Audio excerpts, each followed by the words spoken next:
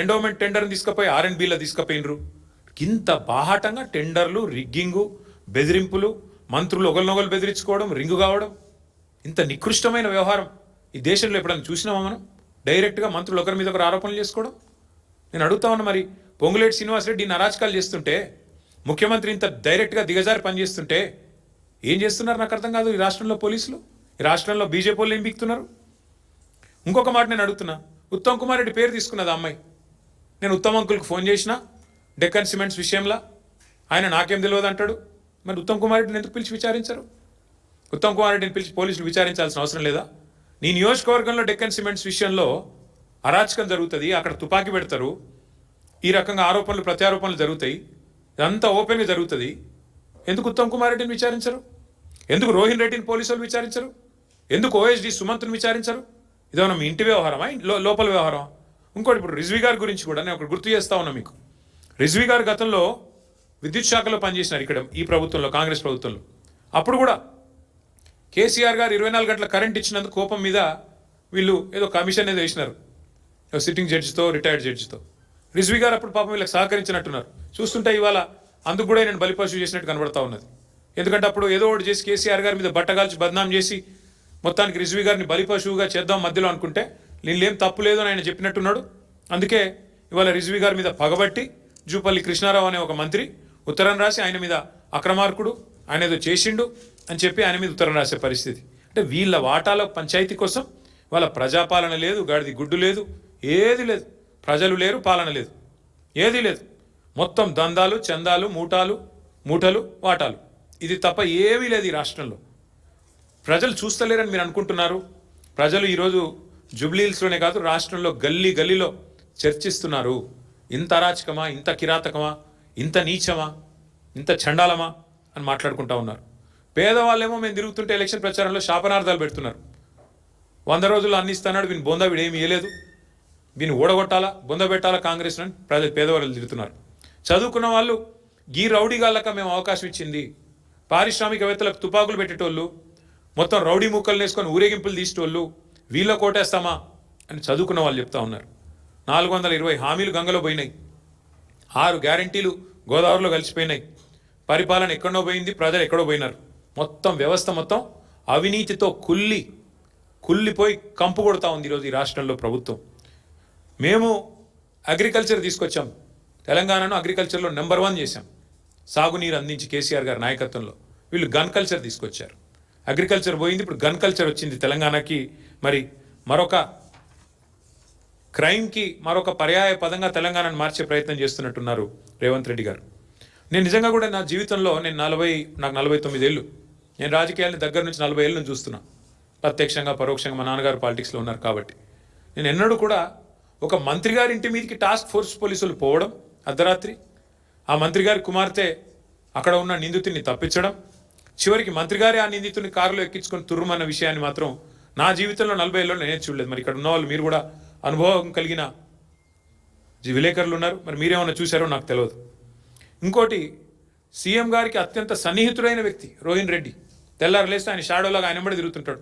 Cinema industry ఆయనే చూస్తాడు, మొత్తం సినిమా మంత్రి ఆయన పరోక్షంగా.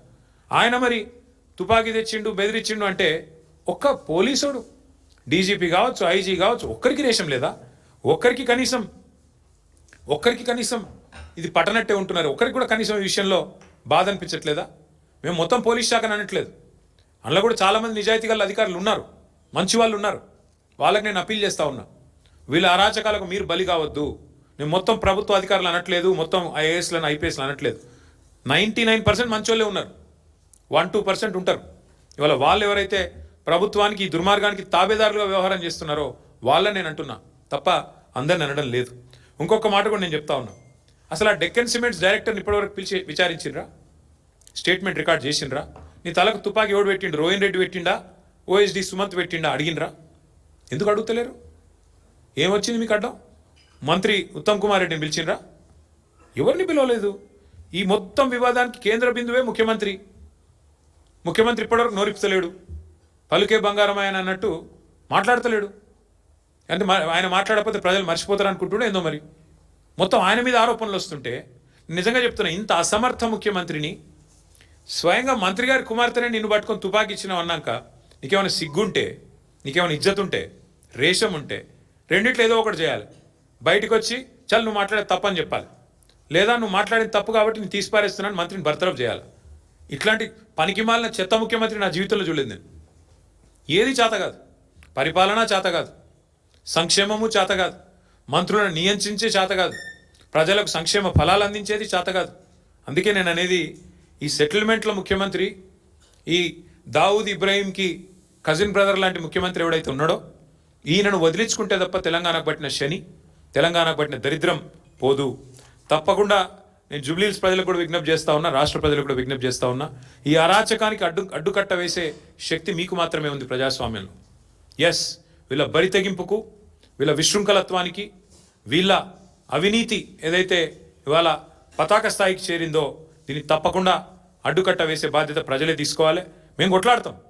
బీజేపీ ఎట్లాగో అమ్ముడుపోయింది వీళ్ళకి, ముఖ్యంగా బీజేపీ కాంగ్రెస్ ఇలా జాయింట్ వెంచర్ గవర్నమెంట్ నడుపుతున్నాయి. ఇక్కడ అందరికి తెలుసు BJP Congress joint venture government నడుస్తుంది తెలంగాణలో. ఇది అక్షర సత్యం. నేను అడుగుతున్నా, బండి సంజయ్, అమిత్ షా ఎందుకు మాట్లాడతలేరండి? ఓపెన్గా ఇంత జరుగుతుంటే, ఐఏఎస్ అధికారులు రాజీనామాలు చేస్తుంటే, పారిశ్రామికవేత్తల తలకు తుపాకులు పెడుతుంటే, పోలీసు వాళ్ళను మంత్రులు తరిమి కొడుతుంటే ఇంటికి పోతే ఎందుకు మాట్లాడదు బీజేపీ? ఏం అడ్డం వస్తుంది మీ గొంతుకి? ఎందుకు మీ సిబిఐ లాంటి సంస్థలు ఎందుకు వస్తలేవు? సిబిఐకి జనరల్ కన్సెంట్ ఇచ్చిండ్రు కదా, రమ్మను, ఎంక్వైరీ చేయమనండి, సువమోటోగా తీసుకోమనండి. ఇవేవి కనబడవు. అందుకే నేను అంటున్నా, ఈ రాష్ట్రాన్ని కాపాడుకోవాలి అంటే ఇంకా బీజేపీ వల్ల కాదు, ఇంకెవడి వల్ల కాదు, కేవలం కేసీఆర్ గారి నాయకత్వాన్ని తిరిగి తెచ్చుకుంటే తప్ప ఈ విశృంఖల, ఈ దుర్మార్గ ముఠాలకు, ఈ అరాచక పర్వాలకు తెరదించాలి అంటే ప్రజల చేతుల్లో నా శక్తి ఉంది. ఇంకా చాలా సమాచారం వస్తుంది మాకు కూడా. అసలు పంచాయతీ మంచిరేవులలో 35 ఎకరాలకు పంచాయతీ అట్టిది అసలు పంచాయతీ. ముఖ్యమంత్రి గారి తమ్ముడు 20 ఎకరాలు తీసుకున్నాడట, ముంగట 15 ఎకరాలు కొండా సురేఖ గారి ఫ్యామిలీ తీసుకున్నదట. మొత్తం నాకు కావాలని ఇద్దరు కొట్లాడుకుంటున్నారు. అందులోకెళ్ళి ఎండోమెంట్ ల్యాండ్కి వెళ్ళి రోడీ అన్నట. దాని గురించి జపాన్కి వెళ్ళి ఆయన ఫోన్లు, వీళ్ళు ఇక్కడ లొల్లి రోడ్ల మీద. ఇక అట్లాంటి వ్యవహారం ఇవాళ రాష్ట్రంలో నడుస్తూ ఉంది. ఇవన్నీ బయట పెడతాం, ఏది కూడా వదిలిపెట్టాం. ముఖ్యమంత్రి గారు ఎంత గింజుకున్నా, ఎంత అరిచినా ఇంకా మాకు చాలా విషయాలు తెలుసు. ముఖ్యమంత్రి గారికి నేను చెప్తా ఉన్నా మీడియా ద్వారా, నువ్వు శంకరా హిల్స్లో ఏం చేస్తున్నావో తెలుసు, నువ్వు సర్వే నెంబర్ 83లో ఏం చేయబోతున్నావో తెలుసు, మాకు అంతా సమాచారం ఉంది. నువ్వు ఎక్కడెక్కడ ఏం చేస్తున్నావో చిత్రగుప్తుడు రాసుకున్నట్టు చిట్టా రాసుకుంటున్నాం. శిశుపాలుడు తప్పులు కదా లెక్కబెట్టి ప్రజలు ఎప్పుడైతే శిరచ్ఛేదం చేసినారో ఆనాడు శ్రీకృష్ణుడు, ఆ టైపులో మీకు కూడా తప్పదు. తప్పులు ఏవైతే చేస్తున్నారో అన్ని ప్రజలు లెక్క కడుతున్నారు, ప్రజలే మీకు శిక్ష వేస్తారు. మాకు అన్నీ కూడా సమాచారం అందుతూ ఉంది ఎప్పటికప్పుడు.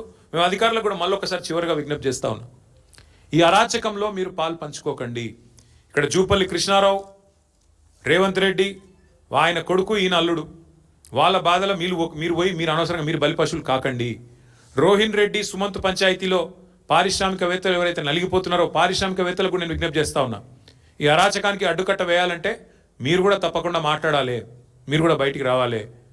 అందుకే భారత రాష్ట్రం తరపున మేము డిమాండ్ చేస్తూ ఉన్నాం, పోలీస్ యంత్రాంగం స్పందించాలి, ఏం జరిగిందో చెప్పాలి, తుపాకీ తెచ్చిందేవడో చెప్పాలి, తెచ్చిన తుపాకీ రాముడేవాడు, రోహిన్ రెడ్డా, సుమంత తెలియాలి, ఇచ్చినోడేవాడు అది కూడా తెలియాలి.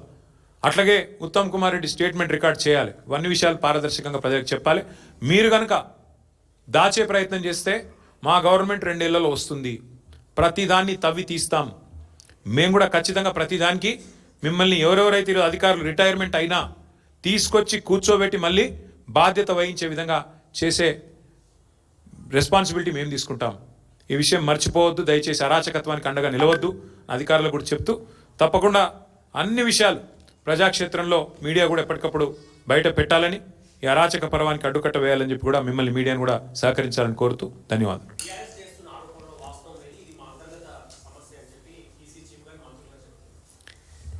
బీఆర్ఎస్ చేసిన ఆరోపణ ఏముంది? కొండా సురేఖ కూతురు చేసింది ఆరోపణ. నేనేం చేసిన? ఆమె చెప్పింది నేను ఉటంకించిన. బయటకు వచ్చి చెప్పమానండి, ఆమె మీడియా ముందు మాట్లాడింది కరెక్టా కాదా? కొండా సురేఖమ్మ కూతురు చెప్పిన మాట ఏం చెప్పింది? ఆమె తుపాకీ పంపింది రేవంత్ రెడ్డి అని చెప్పింది, అది తప్ప. రోహిన్ రెడ్డి తుపాకీ తలకు పెట్టిండని చెప్పింది, తప్ప. పోలీసు వాళ్ళు ఏం చెప్తున్నారు? కాదు రోహిన్ రెడ్డి పెట్టలేదు తుపాకీ, సుమంత్ అనేటోడు పెట్టిండి అంటున్నారు.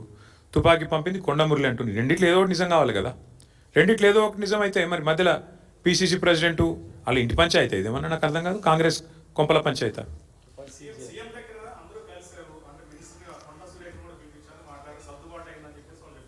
అదే సెటిల్మెంట్లకు అడ్డాగా మారింది ముఖ్యమంత్రులని నేను చెప్తున్నాను. ఏం సర్దుబాటు ఇంతకీ అంటే మా వాటా మీ వాటా కుదిరింది. చాలా విచిత్రం ఏంటంటే మీ మీడియాలో ఒక వార్త వచ్చింది, నేను చూస్తాను, నవ్వుకున్నది. ఇదంతా టాస్క్ ఫోర్స్ పోలీసుల అత్యుత్సాహం వల్లే అంట. అంటే వాడు దోచుకున్నది బాగానే ఉంది, ఇప్పుడు తుపాకీ పంపింది బాగానే ఉంది, పారిశ్రామికవేత్తకు తుపాకీ పెట్టింది బాగుంది, కానీ పోలీసు వాడు దొంగ ఇంటికి పోతే మాత్రం తప్పైందంట. పోలీసు వాళ్ళు వాళ్ళ డ్యూటీ చేయబోయి దొంగ ఇంటికి పోయి దొంగను పట్టుకునే ప్రయత్నం చేస్తే మాత్రం పోలీసు వాళ్ళ అత్యుత్సాహం వల్ల జరిగిందంటే ఇదంతా. అంటే ఎంత చండాలం, ఎంత అరాచకంగా ఉందో ఈ రాష్ట్రం, ఈ పరిపాలన. ప్రజలు మొహం మీద ఉంచిన చివరికి తుడుచుకొని పోయేంత. నేను అడుగుతున్నా, రేవంత్ రెడ్డి కంటే బలహీనమైన ముఖ్యమంత్రిని ప్రపంచంలో మీరు ఎక్కడైనా చూసినరా? ఒక మంత్రి కుమార్తె నిన్ను సీదా అంటుంది ముఖం పట్టుకొని, నువ్వే తుపాకి ఇచ్చినావు అని. నువ్వు ఆ మంత్రిని తీసే దమ్ము కూడా లేదు నీకు. నువ్వే ముఖ్యమంత్రివా? నాకు అర్థం కాదు. నువ్వు ముఖ్యమంత్రివా? గింత అసమర్థ, గింత పనికిమాలిన, నీ సొంత క్యాబినెట్లో పనిచేసే మంత్రికి నువ్వంటే గౌరవం లేదు. ఏ ఒక్క మంత్రికి లేదు, పని ఆమెకే కాదు, ఏ ఒక్కడికి లేదు. జూపల్లి కృష్ణారావు నీకు వ్యతిరేకంగా ఉత్తరమే రాసిండు, ఆయన తీయలేవు. కోమటిరెడ్డి వెంకటరెడ్డి తెల్లారలేస్తే నేను పక్క తీసుకుపోయి తిడుతూనే ఉన్నాడు, ఆయనను ముట్టలేవు. నువ్వేం ముఖ్యమంత్రివా? నాకు అర్థం కాదు. ఒక్క మంత్రికి నువ్వంటే గౌరవం ఉందా? ఒక్క మంత్రి శాఖ మీద నీకు పట్టుందా? పంపకాల్లో వాటాల్లో పంచాయతీలు తప్ప ఏముంది చెప్పండి ఈ రాష్ట్రంలో? Thank you. చూద్దాం, నవంబర్ 14 రోజు మాట్లాడదాం. నవంబర్ 14 రోజు అన్నీ మాట్లాడదాం. ఎవరు చెప్తే ఏం జరుగుతుంది, తర్వాత ఎవరి జాతకాలు ఎట్లుండబోతున్నాయి, ఎవరు ఎక్కడ ఉండబోతున్నారు, 14 నవంబర్ రోజు మాట్లాడదాం. ఇవాళ ముఖ్యమంత్రి, ఆయన ముఠా, ఆయన దండుపాలెం బ్యాచ్, వాళ్ళ యొక్క అరాచకాల గురించే ప్రెస్ మీట్ పెట్టిన. రాజకీయాలు, మిగతా విషయాలు, ఎన్నికలు మంచిగా సావధానంగా మళ్ళీ మాట్లాడుకోవడానికి బోలెడు సందర్భం ఉన్నదే చెప్పిండు. ఖార్గే గారు పెద్ద మనిషి, ధన్యవాదాలు. వారు గుర్తించినందుకు హృదయపూర్వకంగా వారికి మా అభినందనలు. ఇలాంటి దావుద్ ఇబ్రాహీం తమ్ముడికి నువ్వు సీట్ ఇస్తేవి, ఇచ్చి కూర్చోబెట్టి తర్వాత నువ్వు మరి మళ్ళీ అధికారంలోకి రావాలంటే ఏడికెళ్ళి వస్తుంది? నెక్స్ట్ గిట్లే ఉంటుంది. ఇలా ఇందిరమ రాజ్యం లేదు, ఇక్కడ మాఫియా రాజ్యం నడుస్తుంది. ఈ మాఫియా రాజ్యంలో మళ్ళీ మాఫియా రాజ్యంతో తిరిగి అధికారంలోకి వస్తామని అనుకుంటే ప్రజాస్వామ్యంలో అది అయ్యే పని కాదు. ఖార్గే గారు పెద్ద మనిషి, దాదాపు 87-80 ఏళ్ళు ఉంటాయి ఆయనకి, చాలా అనుభవం ఉన్న పెద్ద మనిషి. వారికి హృదయపూర్వకంగా మా అభినందనలు, వాస్తవాన్ని గుర్తించినందుకు, గుర్తెరిగినందుకు, అంగీకరించినందుకు. ఎక్కడ నేనేమంటున్నా భాయ్ సాబ్, ముఖ్యమంత్రి ఇంటెన్కనే తుపాకులు పట్టుకొని తిరుగుతురు, గట్కేశారు, పిట్కేశారు, ఏ పాడైందల్లా. ముఖ్యమంత్రి ఇంటెన్క సెటిల్మెంట్లు అవుతున్నాయి, తుపాకులు నెత్తిలకు పెడుతుర్రు. ఇక దాని గురించి దిక్కులేదా అంటే నువ్వు గట్కేసర్లు అయింది, పిట్కేసర్లు అయింది. ఏం చేద్దాం? రాష్ట్రం మొత్తంలో డే లైట్ రాబరీలు అవుతున్నాయి. చందానగర్లో మొన్న జ్యువెలరీ షాప్ మీద పడి డే లైట్, అక్కడ డే లైట్ రాబరీలు అవుతున్నాయి. ముఖ్యమంత్రి ఇంటెన్క కూడా డే లైట్ సెటిల్మెంట్లు అవుతున్నాయి. గంతే, తేడా ఏం లేదు. ఆడ చిన్న దొంగలు, ఇక్కడ పెద్ద దొంగలు, గంతే కదా, ఏమున్నది? Thank you. దొంగల ముఠా మళ్ళీ కూర్చుంటుంది, ఏమనాలి అంత గట్టిగా. జరుగుతున్న వ్యవహారాలు